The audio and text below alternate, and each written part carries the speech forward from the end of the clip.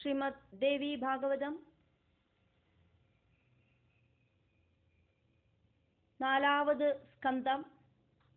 നാലാവത് സ്കന്ധത്തിലെ 15ാവത് അധ്യായം.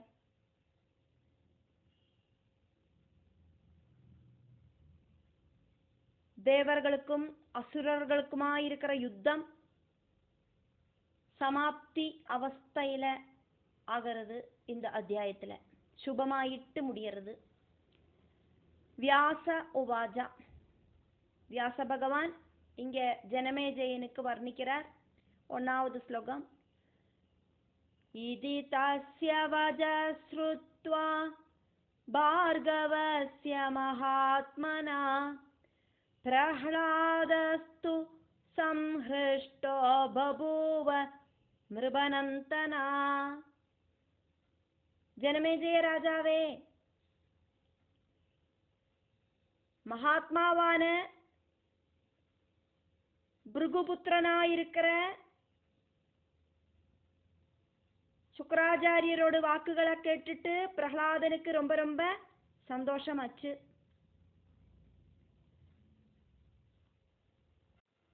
2வது ஸ்லோகம்.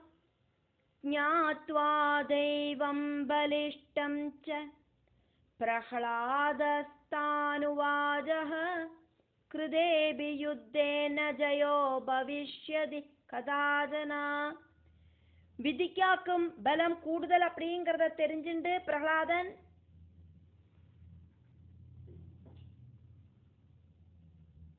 அசுரர்கள் கிட்ட சொன்னார், யுத்தம் செஞ்சானாலும் ஒருபோதும் சக்சஸ் உண்டாக போறதில்லை, விதிபடி இப்ப நம்ம தோத்துடுவோம் அப்படின்னு குரு சொன்னத நம்மளெல்லாம் இப்ப கேட்டோமே அப்படின்னு. 3வது ஸ்லோகம். ததா தே ஜெயின ப்ரோஜுர்தானவாமதகர்விதா சங்கிராமஸ்து பிரகர்த்தவ்யோ தெய்வம் கிம் ந விதாமஹே. ஆனா அந்த டைம்ல அகங்காரிகளும் ஜெயிக்கணும் அப்படிங்கிற ஆசை இருக்கிறவாளுமான அசுரர்கள் சொன்னா யுத்தம் செய்யத்தான் வேணாம். என்னவாக்கும் இந்த விதி சொன்னாக்கா எங்களுக்கு தெரியாது இந்த விதி அப்படின்னா என்ன அப்படின்னு. 4வது ஸ்லோகம். நிருத்யமானாம் தெய்வம் ஹி பிரதானமசுராதிபா கேன திருஷ்டம் க்வவா திருஷ்டம் கீதிருஷம் கேன நிர்மிதம். அசுரர்களோடு ராஜாவா இருக்கிற பிரஹ்லாதா,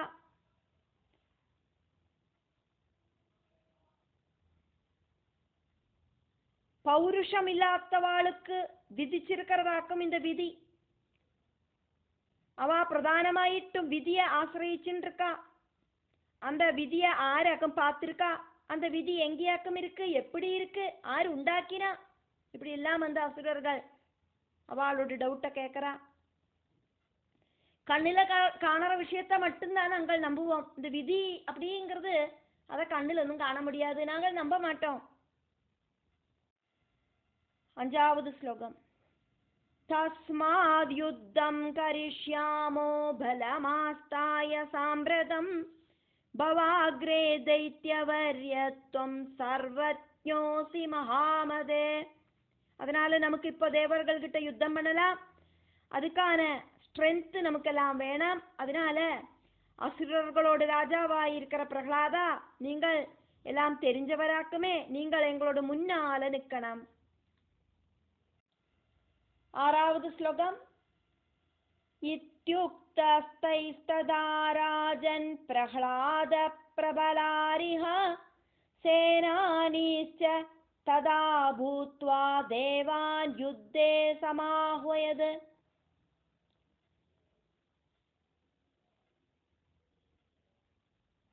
அசுரர்கள் இப்படி சொன்னது கேட்டோனே, ஜனமேஜய ராஜாவே அப்படின்னு கூப்பிட்டு வியாசர் சொல்றார். அசுரர்கள் இப்படி சொன்னது கேட்டோனே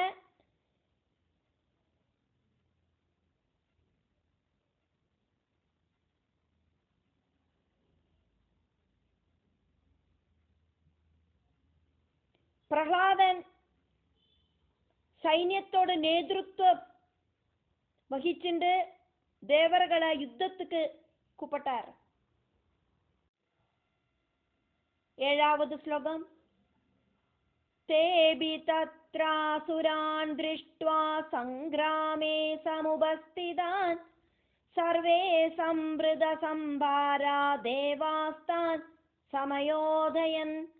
அசுரர்களெல்லாம் யுத்தத்துக்கு ரெடியா இருக்கா அப்படின்னு பார்த்தோன்னா தேவர்களும் சன்னாகங்களோடு கூடிட்டு அசுரர்கள் குட்ட யுத்தத்துக்கு வந்தா. அசுரர்களும் தேவர்களுமா யுத்தம் ஆரம்பிச்சா. 8வது ஸ்லோகம்.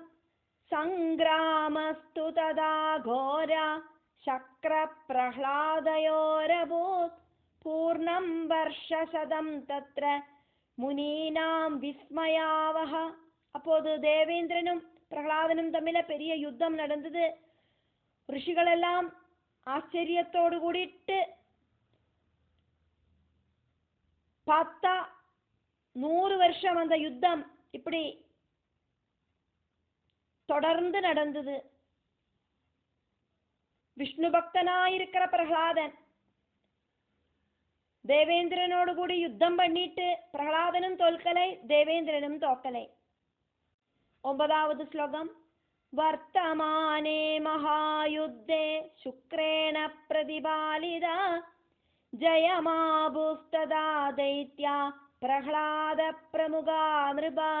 யுத்தம் நடந்துருக்கிறத சுக்கராச்சாரியர் ஹெல்ப் பண்ணினதுனால பிரஹ்லாதன் தொடங்கின அசுரர்கள் ஜெயிச்சா. 10வது ஸ்லோகம். ததைவேந்திரோ குரோர்வாக்யாத் சர்வதுக்க விநாசினீம் சஸ்மார மனசா தேவீம் முக்திதாம் பரமாம் சிவாம். தேவேந்திரன் அப்போதே தேவகுருவோட உபதேசம் அனுசரிச்சு சர்வ துக்கங்களும் இல்லாம முக்தி கொடுக்கிற பரமமங்கள சுரூபிணியாயிருக்கிற தேவிய மனசுல நினைச்சார். தேவேந்திர உவாஜா. தேவிய மனசுல ஸ்மரிக்கிறார் தேவேந்திரன். 11வது ஸ்லோகம். ஜய தேவி மகாமாயே சூலதாரிணி சாம்பிகே சங்கு சக்கர கதா பத்ம கட்கஹஸ்தே அபயப்ரதே. கட்கஹஸ்தே அபயப்ரதே. தேவி மகாமாயே சூலதாரிணி அம்பிகே ஜெயிக்கணுமே. சங்கு சக்கரம் கதை பத்மம் கட்கம் இப்படி இருக்கிற ஆயுதங்கள் எல்லாம் திரிச்ச அபய முதிரையோடு கூடி இருக்கிற தேவி ஜெயிக்கணுமே. 12வது ஸ்லோகம். நமஸ்தே புவனேஷானி சக்திர் தர்ஷனநாயிகே தசதத்வாத்மிகே மாதர் மகாபிந்து ஸ்வரூபிணி. புவனேஸ்வரியான அம்பிகே, எல்லா தேவர்களும் வணங்குற தேவி.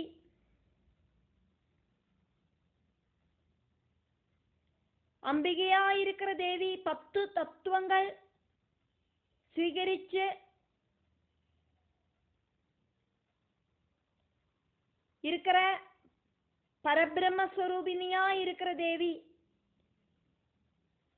மாயாவிசிஷ்டையான பிரம்மஸ்வரூபிணியான தேவிக்கு நமஸ்காரம். 13வது ஸ்லோகம். மகாகுண்டலினி ரூபே சச்சிதானந்த ரூபிணி பிராணாக்னிஹோத்ர வித்யேதே நமோ தீப சிகாத்மிகே. மகாகுண்டலினி தீபே, மகாகுண்டலினி ரூபே சச்சிதானந்த ரூபிணி, சச்சித் ஆனந்த ரூபிணி, பிராண அக்னி ஹோத்ரம் பிரபஞ்ச யோகம் இப்படின்னு இருக்கிற 2 யாகாகினிகளுக்கும் அதிதேவதையாயிட்டு இருக்கிறவளே, அக்னி சிகா ஸ்வரூபிணியாய் இருக்கிறவளே உங்களுக்கு நமஸ்காரம். பஞ்ச பிராணனாயிட்டும் இந்த பிரபஞ்சத்திலே இருக்கிற அக்னி தத்துவமாயிட்டும் இருக்கிற தேவிக்கு நமஸ்காரம். 14வது ஸ்லோகம். பஞ்சகோஷாந்தரகதே புச்சே பிரம்மஸ்வரூபிணி കലികേ മാതാ സർവോപനിഷദർച്ചിതേ. അന്നമയ കോശം തുടങ്ങിന കോശങ്ങൾക്കുള്ള വിളങ്ങി നിൽக்கிறവളെ, ആനന്ദമയ കോശത്തോട് പുച്ഛമായിട്ട് സ്ഥിതി ചെയ്യற ബ്രഹ്മസ്വരൂപിണിയായിരിக்கிற ആനന്ദ കലികെ, സർവ ഉപനിഷത്തുകളും അർച്ചിக்கிறവളെ അംബികേ ഉനക്ക് നമസ്കാരം.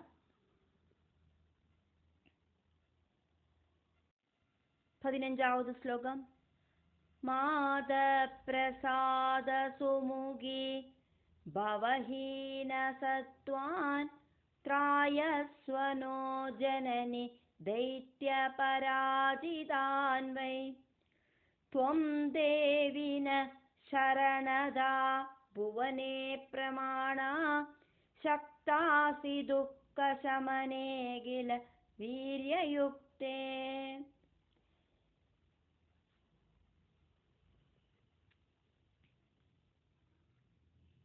സന്തോഷവതിയായി തീരണമേ ദേവി. അസുരർകിட்ட பராஜயப்பட்ட இந்த தேவர்களை காப்பாத்தனமே. நீயாக்கும் எங்களுக்கு சரணம், நீயாக்கும் எங்களுக்கு பிரமாணம். சகல பராக்கிரமமும் ரொம்பி நிற்கிற அம்பிகே, எங்களோட துக்கத்தை எல்லாம் இல்லாம பண்றதுக்கு அம்பிகைக்கு மட்டும்தான் திராணி உள்ளது. 16வது ஸ்லோகம். ധ്യായന്തി യേഭി സുഖിനോ നിതരാം ഭവന്തി ദുഃഖാന്വിതാ വിഗത ശോകഭയാസ്തദാന്യേ. മോക്ഷാർത്ഥിനോ വിഗതമാന വിമുക്ത സംഗ സംസാരവാരിധി ജലം പ്രതരന്തി സന്ത. ഒന്നെ தியானிக்கிறவாளுக்கு துக்கம் இல்லாம ஆகிறது, சுகமுண்டாயி தீர்றது.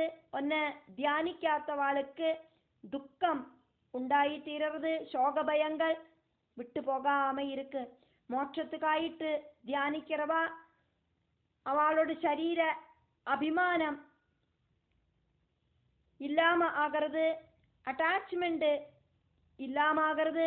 சம்சார சாகரத்தை தரணம் செய்யறதுக்கு அவளுக்கு சாதிக்கிறது. 17வது ശ്ലോകം. ത്വം ദേവി വിശ്വജനനി പ്രദിത പ്രഭാവ സംരക്ഷണാർത്ഥമുദിതാർത്തി ഹരപ്രതാപ. സംഹർത്തുമേതദഖിലം കില കാലരൂപ കോ വേത്തി ദേംബചരിതം നനുമന്ത ബുദ്ധി. விஸ்வஜனனியாயிருக்கிற தேவி, இந்த பிரபஞ்சத்தோடு அம்மாவே, உன்னோட பிரபாவம் எல்லா இடத்திலையும் ரொம்பி நிற்கிறதாக்கும். துக்கம் இல்லாம பண்ணி இந்த உலகத்தை காப்பாத்துறதுல உனக்கு எல்லாவித திராணியும் இருக்கு. இந்த பிரபஞ்சத்தை முழுவன் சம்ஹாரம் பண்ண வேண்டி வர சமயத்துல நீ காலஸ்வரூபியாயிட்டு தீரதாய். அப்படி இருக்கிற உன்னோடு அதிசயமான சரித்திரம் புத்தி இல்லாதவா எப்படி தெரிஞ்சுப்பா? சத்குணமில்லாக்கி சம்ரட்சணம் அப்படிங்கிறது கிடைக்காது. தமோகுணம் இல்லாதக்கி சம்ஹாரம் அப்படிங்கிறதும் உண்டாகாது. பிரபஞ்ச மாதாவான தேவி சத்குண பிரதானி ஆயிட்டு புத்திரர்களை காப்பாத்துற, தமோகுண பிரதானி ஆயிட்டு சம்ஹாரத்தை பண்ணுற. இந்த ரெண்டு குணங்களும் ஒரு சேர ஒரு அம்மாவில பார்க்கறது அவ்வளோ ஈஸி கிடையாது. அதனால அம்பாளோட சரித்திரம் தெரிஞ்சுக்கிறதுக்கு ரொம்ப ரொம்ப சிரமம். ஸ்லோகம் 18. பிரம்மாஹரஸ்ச ஹரிதஸ்வரதோ ஹரிஸ்ச இந்திரோ யமோத்ர வருணோக்னி சமீரணௌஜ ஞாதும் ச மானமுனயோபி மகானுபாவ யஸ்யா பிரபாவமதுலம் நிகமாகமாச்ச. பிரம்மா, சிவன், ஆதித்யன், விஷ்ணு, இந்திரன், யமன், வருணன், அக்னி, வாயு இப்படி இருக்கிற தேவசிரேஷ்டர்கள், அதே மாதிரி சப்த ரிஷிகள் எல்லாரும் ஒருத்தருக்கு கூட உன்னோடு அந்த பிரபாவத்தை தெரிஞ்சுக்கிறதுக்கான திராணி இல்லை. இவ்வளோதான் அம்பாளோட மகத்துவம் அப்படின்னு சொல்றதுக்கு யாருக்கும் முடியறதில்லை. 19வது ஸ்லோகம். धन्यास्त एव तव भक्ति परामहान्त संसार दुःखरहिता सुखसिन्धुमग्ना ये भक्ति भावरहिता न कदापि दुःखाम्बोधिं जनिक्षयतरङ्गमुमे तरन्ति. உன்னை பஜிக்கிற ஞானிகள் ரொம்ப ரொம்ப புண்ணியம் செஞ்சவா. அவா இந்த சுகத்துல முழுகிறவாளாக்கும், சுகம் அப்படிங்கிற கடல்ல முழுகிறவாளாக்கும் ஒன்ன கூப்பிடுறவா. பக்தி பாவம் இல்லாதவா துக்கம் அப்படிங்கிற கடலில முழுகிறவாளாக்கும். ஜனன மரண ரூபமாயிருக்கிற அந்த அலை இருக்கிற துக்கசாகரத்தை பகவானை தெரிஞ்சுக்காத்தவா ஒருபோதும் தாண்டறதில்லை. 20வது ஸ்லோகம். ये वीज्यमाना सितचामरैश्च क्रीडन्ति धन्या शिबिकाधिरूढा तै पूजिता त्वं किल पूर्वदेः नानोपहारैरिति चिन्तयामि. வெஞ்சாமரத்தால வீசப்பட்டு மஞ்சத்துல உக்காந்து குஷியா உக்காந்துன்னு இருக்கிற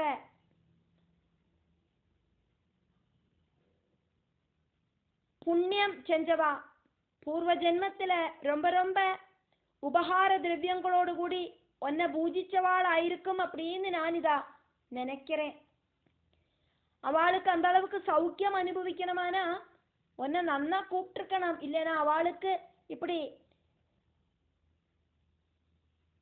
ஊஞ்சல்ல உக்காந்து வெஞ்சாமரத்தால வீசிண்டு சந்தோஷம் அனுபவிக்கிறதுக்கு சாதிக்காது.